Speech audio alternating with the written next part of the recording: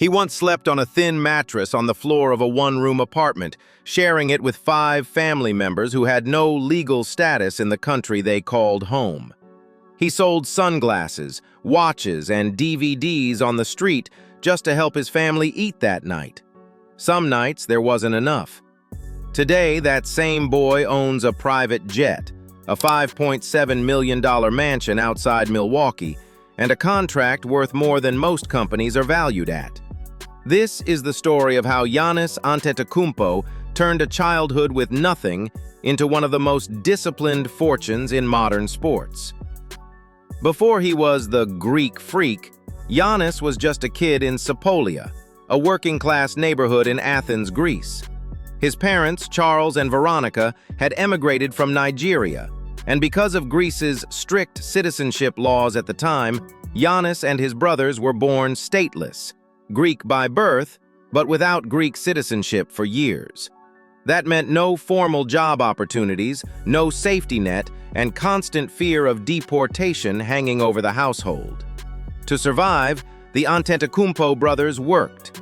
Giannis and his older brother Thanasis would wake up, go to school, and then spend hours walking the streets of Athens selling cheap goods, sunglasses, bags, watches, whatever they could move, to tourists and locals. Some days they made a few euros. Some days they made nothing at all.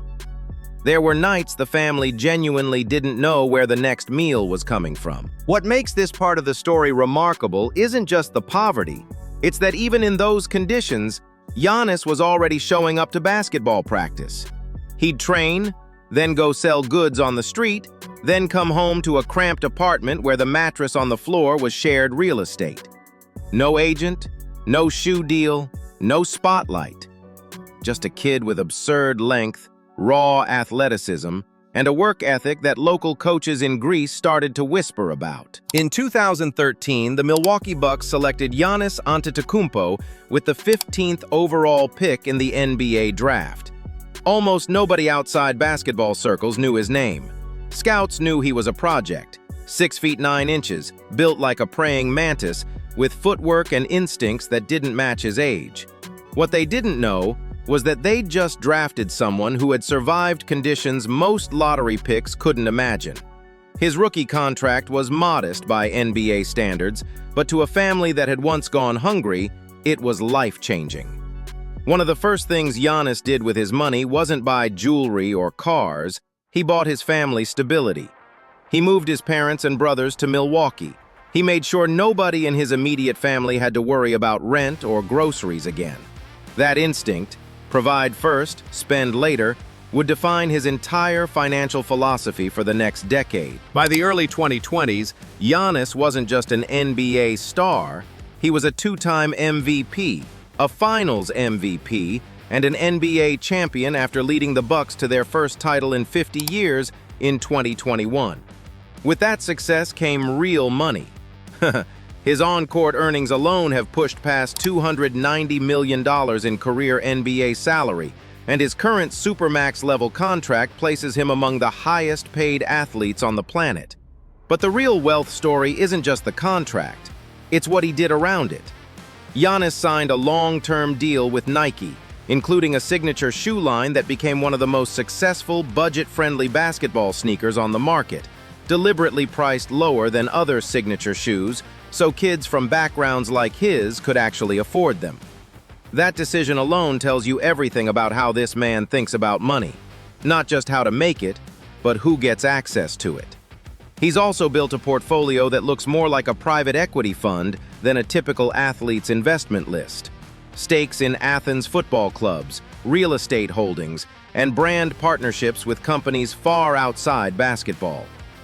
Unlike many athletes who chase flashy, high-risk ventures, Giannis has gravitated toward ownership and equity, the kind of moves that compound quietly instead of generating headlines. Giannis's primary residence sits in a quiet, gated suburb outside Milwaukee, a sprawling estate reportedly valued around $5.7 million, featuring a home theater, an indoor sports court built for his own training, and a backyard designed less for parties and more for family gatherings. Those who visited describe it less as a mansion flex and more as a functional, oversized family home, which fits everything we know about how Giannis actually lives. His car collection follows the same pattern: understated, not excessive. He owns a Rolls-Royce Cullinan and a few high-end SUVs, but unlike many of his NBA peers, you won't find him rotating exotic supercars for social media content.